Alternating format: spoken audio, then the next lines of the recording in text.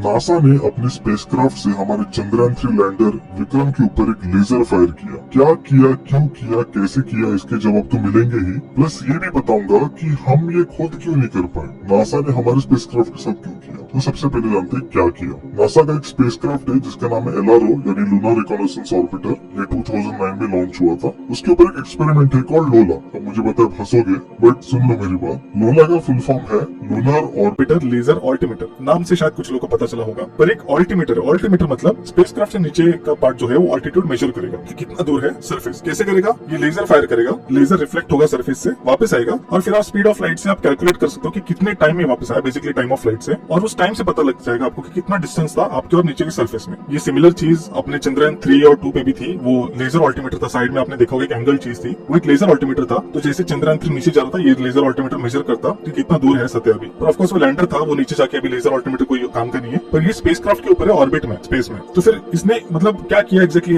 ये लेके उन्होंने हमारे चंद्रयान 2 के ऊपर शाइन किया और उसे वापस उसका रिस्पॉन्स मिला। पर इतना तो सिंपल हो नहीं सकता, राइट? तो ये हमें जानना होगा कि कैसे किया, हाउ। देखो, सबसे पहले तो चंद्रयान 3 के जस्ट कहाँ भी शाइन नहीं किया था। चंद्रयान 3 के ऊपर जहाँ आपने छोटी गोल गोल चीजें देखी वो तो TTC एंटेनास है, और उसके साइड में ही ये माउंटेड है कॉल्ड LRA यानी लेजर रेट्रो रिफ्लेक्टर अरे। ये उनका नया जनरेशन का है जो बहुत छोटा है, बस 5 सेंटीमीटर। नासा इसे ओरियो साइज कहती है। अब नाम से शायद कुछ लोगों को पता चला, कुछ लोगों को नहीं। लेजर रेट्रो रिफ्लेक्टर अरे। अगर आप इस नासा की फोटो में देखो इस LRA के, तो 6 लाइंस है। वो 6 लाइंस क्यों है? वो इसलिए है क्योंकि ये एक कॉर्नर क्यूब रिफ्लेक्टर है। मतलब अगर आप क्यूब लो और उसका कॉर्नर लो और उसे एंगल करो, देन वो आपका रेट्रो रिफ्लेक्टर बन जाएगा। इस रियल लाइफ डायग्राम से आपको शायद पता चले कैसे वो वापस आ रहा है। पर 6 क्यों है? क्यूब के कॉर्नर में तो 3 होता है, वो इसलिए क्योंकि बाकी 3 दूसरों के रिफ्लेक्शन है, तो इसलिए ऐसा लगता है कि वो 6 लाइन है, बट एक्चुअली 3 लाइन है और बाकी 3 रिफ्लेक्ट हो रहे हैं दूसरे साइड पे। और अगर हम लोला की बात करें तो लोला कुछ ऐसे दिखता है नासा का। एक साइड में एक लेजर सोर्स है जो लेजर फायर करेगा, और दूसरे साइड में रिसीवर है जो बेसिकली टेलीस्कोप है जो फोकस करेगा इनकमिंग लाइट को डिटेक्टर पे, जो बाद में पीछे जाके ऑप्टिक फाइबर से रीड आउट होता है और वो अलग अलग चीजें होती है उसमें। पर अगर आप थोड़ा जूम करो इस इमेज के ऊपर, आपको दिखेंगे डॉट्स दिख रहे हैं। वो इसलिए क्योंकि लोला का जो है वो एक सिंगल लेजर बीम है नहीं, वो एक्चुअली 5 लेजर बीम्स है। और अगर आप ये डायग्राम देखो तो आपको पता चलेगा कि एक बीम जो है वो 5 मीटर इल्यूमिनेट करती है सरफेस पे, यानी 5 मीटर वाइड इल्यूमिनेशन होगा सरफेस पे, और ऐसे दूसरे बीम्स एक दूसरे से सेपरेटेड है डिस्टेंस से। ये 5 होने का भी रीजन इंटरेस्टिंग है। सपोज ठीक है, अगर आप ये फायर करते हो ऐसी जगह पे जहाँ पे स्लोप है, तो क्या होगा, एक डॉट ऊपर होगा, दूसरा डॉट नीचे होगा। इसका मतलब ये है कि एक डॉट ज्यादा तेजी से वापस आएगा उसका लाइट, और दूसरे डॉट का लाइट कम तेजी से वापस आएगा, स्लो आएगा। तो इससे आप स्लोप भी कैलकुलेट कर सकते हो टू एन एक्सटेंट। इसकी एक्यूरेसी आपके क्लॉक के टाइमिंग की एक्यूरेसी या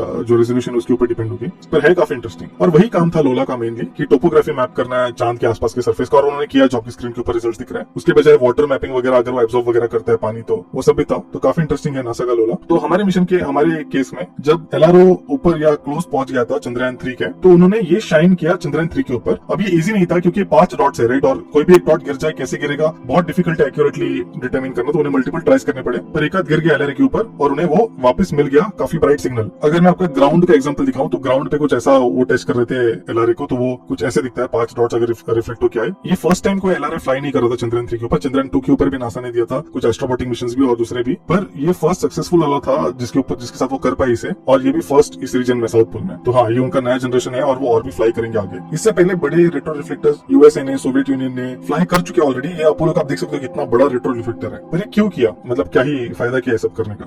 एक बोरिंग रीजन है और एक इंटरेस्टिंग रीजन बताता हूँ। बोरिंग वाला पहले बताता हूँ। बोरिंग वाला ये है कि शायद अगर कुछ कभी अर्थक्वेक आए, ठीक है, तो शायद विक्रम नीचे घिसेगा, थोड़ा नीचे घिसेगा, राइट। और इसका मतलब ये कि LRO और उसके बीच में डिफरेंस आएगा, डिस्टेंस का, टाइमिंग चेंज होगा लेजर का। उससे आपको पता लग सकता है कि मून की जो सरफेस है ऊपर नीचे हो रही है क्या। ज्यादा इंटरेस्टिंग रीजन ये है कि ये basically as a ground marker serve करेगा फ्यूचर लैंडर्स को। कोई भी लैंडर हो, सपोज फ्यूचर में कोई चंद्रयान या कोई नासा का किसी और का मिशन जाता है और वो डिसेंड कर रहा है, ठीक है, वो नीचे आ रहा है, अभी नीचे आ रहा है, उसे पता है, उसके कैमरे से पता है उसका लोकेशन वगैरह, बट वो श्योर नहीं होता, राइट, स्टिल। बट अगर वो एक लेजर कैरी करे और उस जनरल डायरेक्शन में फायर करे चंद्रयान 3 के, और उसे रिटर्न सिग्नल मिले, उस सिग्नल के डिस्टेंस से वो लैंडर कॉन्फिडेंटली कैलकुलेट कर सकते हैं अपना डिस्टेंस कि वो कहाँ है चांद के ऊपर। ये बेसिकली एक इनडायरेक्ट ऑटोनोमस नेविगेशन को हेल्प करेगा फ्यूचर में, जब और भी ऐसे LRAs होंगे सरफेस के ऊपर जो एक्यूरेटली हम बता सकते हैं कि किस लोकेशन पे। तो ये बहुत इंटरेस्टिंग होगा। डेफिनेटली इसरो भी शायद इसका यूज करे इस टेक्निकल फ्यूचर में। अभी इसरो की बात ही करें तो सवाल आता है कि हम ये क्यों नहीं कर सकते। ये सेम एक्सपेरिमेंट हम भी कर सकते थे, राइट। तो प्रॉब्लम ये है कि हमारा कोई एक्टिव इंस्ट्रूमेंट नहीं है जिसके ऊपर एक लेजर रेंजिंग इंस्ट्रूमेंट हो। था चंद्रयान 1 के ऊपर एक इंस्ट्रूमेंट था जिसका नाम था लूनर लेजर रेंजिंग इंस्ट्रूमेंट, यानी LLRI। ये चंद्रयान 1 जो है वो LRO से भी पहले लॉन्च हुआ, 2008 में लॉन्च हुआ।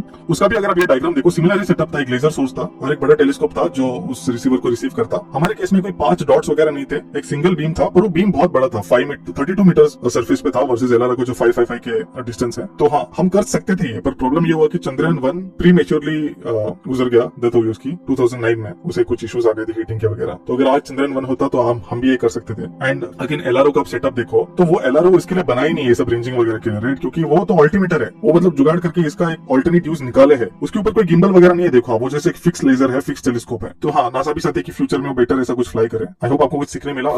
अगर आप सबको मेरा वीडियो पसंद आए तो प्लीज़ सब्सक्राइब कर दीजिए और लाइक ज़रूर कर दीजिएगा। धन्यवाद देखने के लिए।